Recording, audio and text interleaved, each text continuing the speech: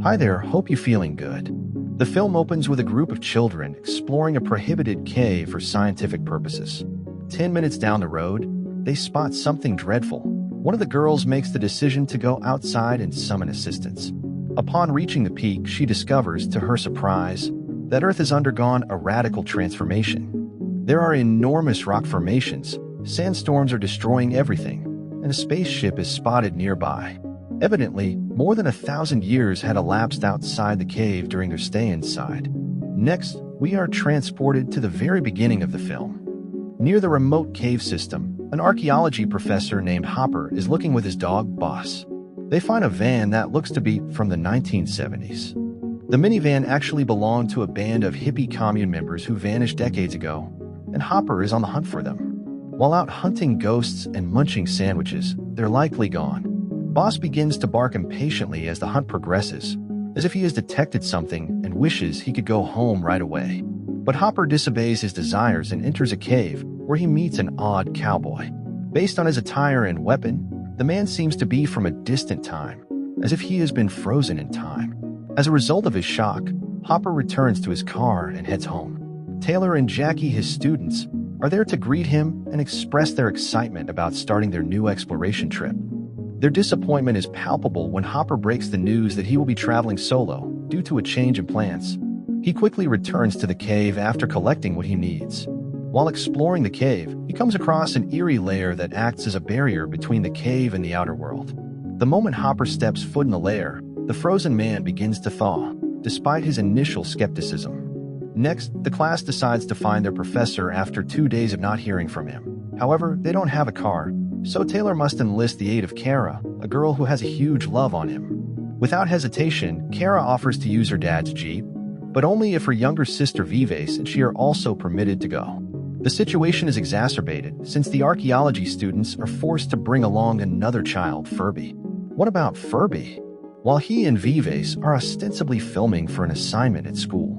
A little bit later, the gang gets to the location and sees the deserted minivan they saw before. They find out that the professor's parents are the hippies he was searching for when they do the necessary checks. Decades ago, they explored the cavern labyrinth in quest of the youth fountain, but they never came back. They keep exploring the tunnel until they find a worn rope that takes them to a new section. Jackie discovers that the rope has been severed when she follows it through a narrow hole. Additionally, she finds out that the cave is quite deep, which could be the location where the professor got lost. Taylor claims the rope doesn't belong to Professor Hopper because of its age, but he nonetheless descends to the cave to look around. Because Furby is afraid of the dark, the girls also opt to go with him, although he is commanded to keep watch. Furby, you need to grow some balls. As Kara descends the enormous cavern, she again encounters the peculiar barrier and reports to Taylor that the temperature is different on either side. In spite of this, they keep going down till they reach the cave's base. This is followed by a flashback to 2 days prior, when Professor Hopper had just crossed the barrier.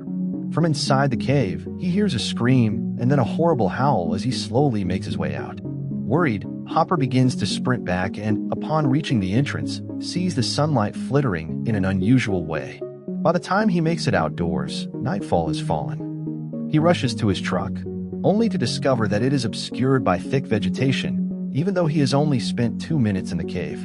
Since Hopper explored the enigmatic cave decades ago, the entire area, which was formerly a desert, has been engulfed in thick forest. Not long after that, he finds Taylor's backpack and Kara's rundown Jeep, so he goes back into the cave to find them. Present day, the gang continues to investigate the cave until they, too, hear the same horrible wail that Hopper did earlier. They decide to return home from their quest because they're terrified of what might be lurking in the darkness. Jackie is the first to ascend, but she takes a tumble from a respectable height when the rope is abruptly severed. This causes her to break her leg, and Taylor, in his attempt to save her, to break his arm. Then, to his surprise, the second rope is also severed when Taylor attempts to inspect it. They use this to their advantage and conclude that Furby has been playing them. The boy doesn't answer when Taylor, fuming, calls him on the radio.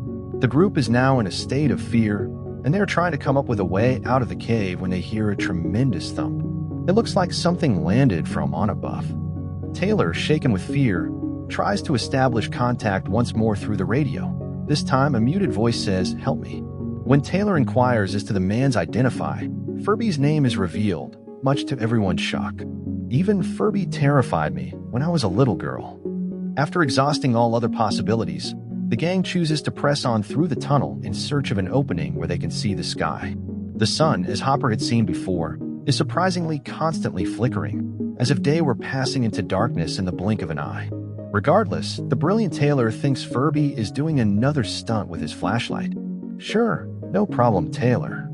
But while they keep looking around, they discover Furby lifeless on the side, which horrifies them. His face bears several unsightly scars, and he has a fractured neck. The sight shocks the gang to the point where they begin to worry that their pursuers are closing in. As soon as Taylor spots Furby's severed rope, they know for sure. They are fortunate to have found the boy's GoPro, which is still functional, and have decided to investigate the reason of his death. Furby spends days throughout the video, hoping that the group will come back, but they never do. He uses the radio, yells through the cave's many openings, and even throws rocks at them in the hopes of getting a clue, but to no avail. When he's bored, he takes a stroll around the neighborhood and finds a 1970s minivan belonging to a hippie. Inside, he finds a journal. The enigmatic cavern is said in the journal to have a spring of youth that has curative powers and can even resurrect the dead. This is why Hopper's parents ventured inside the cave. His mother was afflicted with an extremely uncommon type of cancer. After a few more days, Furby has used up all of his water and food. He plans to flee the area after assuming his pals are dead, but he needs Taylor's Jeep keys to do so. He therefore resolves to descend into the cave on his own and recover them. But as soon as he gets past the enigmatic barrier, he sees a dramatic shift in the sky. The rope snaps automatically, sending him tumbling to his death before he has a chance to comprehend the occurrence. That thud the gang heard before is this. Once within the cave, Furby attempts to call for aid on the radio, which starts operating despite his injuries.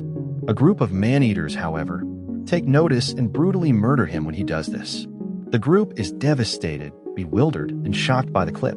They don't understand how Furby managed to spend days outdoors. Even though they've only been in the cave for half an hour, the party is ready to escape at any moment. It is up to Kara, the only one who is healthy and uninjured, to free climb her way out of the enormous cave. Taylor gives her a beacon before she leaves so that she may notify the authorities at the first hint of trouble. Kara manages to escape the cave after a little fight. What she sees, though, stuns her. A once verdant woodland has given way to an inhospitable wasteland, and sandstorms are approaching from afar. Kara continues to cough in fear due to the extremely low oxygen supply. She scales a nearby rock in an effort to receive a signal from the beacon. As predicted, Kara receives no signal. However, she does spot an unusual spacecraft-like object gliding in the distance, suggesting that a number of millennia had passed. Returning to the cave, she finds Taylor and the others disappointed because she made no effort. It turns out that the 30 minutes Kara spent outdoors were really just a fleeting memory for the gang trapped in the cave. Furious that no one seems to notice her hard work, Kara pulls out her camera, which proves she did, in fact, walk outside. The footage clearly shows the odd, desolate planet and the enormous sandstorms. After much trial and error, Taylor figures out that the passage of time inside the cave has slowed down, and that the sun's intermittent blinks indicate the passage of one day. It is high time these amateurs finally got it. Because of the wear and tear caused by friction over the years, he continues, this is why the ropes were being severed. Oh, I didn't realize that. Vivace chooses to watch Furby's tape again after hearing all this, and this time she finds something shocking.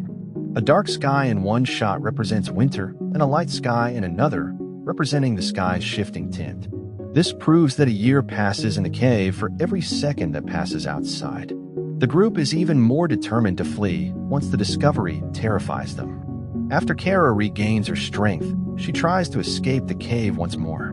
However, at that very moment, a ladder that looks like it came from the future appears out of nowhere. Everyone immediately begins to retreat as a gigantic, extraterrestrial-looking entity begins to descend. Upon entering the cave, the extraterrestrial finds himself unexpectedly attacked by a savage man-eater. The two get into a battle, but the enormous extraterrestrial quickly subdues the man-eater and uses a sophisticated electronic gadget to bind him. Then he begins pursuing the gang, which sends them running in terror. Following some time, Taylor and the gang reach an enigmatic location where a swarm of man-eaters is consuming its most recent prey. The cowboy seems to be the same one at the beginning of the film. Regrettably, the man-eaters spot the humans and start chasing after them, buying others more time to escape. Taylor gives his life for the cause, going it alone against the monsters. The man-eaters mercilessly put an end to his life, as he is clearly no match. Kara goes inside after they've left to pursue the others, and she's shocked to see Taylor dead on the floor. The enormous extraterrestrial creature approaches them as Taylor sobs in despair, and he pulls her to a tiny pool of water that looks like the Fountain of Youth. Surprisingly, he regains consciousness, and the urban legend that everyone had mocked for so long actually comes true. Just before everyone is about to celebrate, the man-eaters swoop in and begin attacking the gigantic.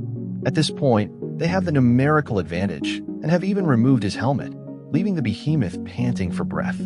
Thankfully, Kara and Taylor come to his rescue just in time, and he manages to capture the man-eaters using his tools. In the aftermath of the fight, the pair makes an unsuccessful attempt to assist the giant in getting to his feet. It would appear that the oxygen within Earth's atmosphere is toxic to him, leading to the failure of his internal organs. Meanwhile, Vives and Jackie show up and survey the wreckage as well.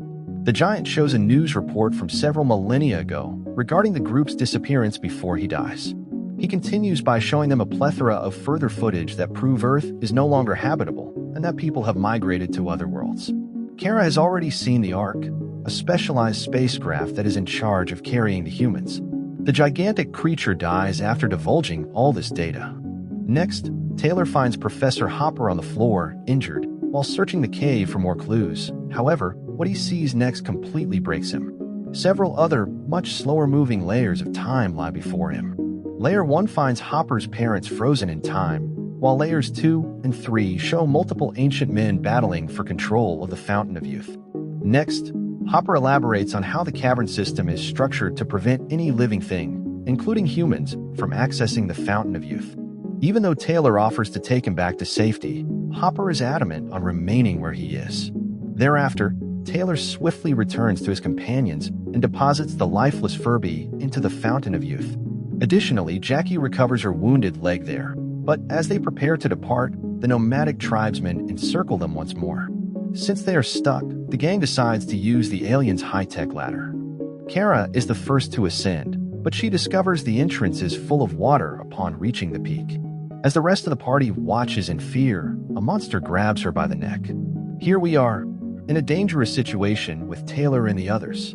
They risk being eaten by the barbarians if they descend, but killed by the beasts if they ascend. Kara, in her altered state, returns to the cave a short while later and uses a high-tech rope to drag everyone inside. She eventually brings Furby, Professor Hopper, and his parents along as well. The beings who earlier drew Kara are essentially humans who have evolved through the ages, as it turns out. Kara may have only been gone for a few seconds in the cave, but she actually spent years outside. The last scene finds the crew being led aboard the Ark, a spaceship currently searching for a new home on another planet. Extraterrestrial beings with advanced linguistic skills are directing the Arkansas. The film concludes with the spaceship launching into orbit, erasing the blue planet from existence. Thanks for being with us this far.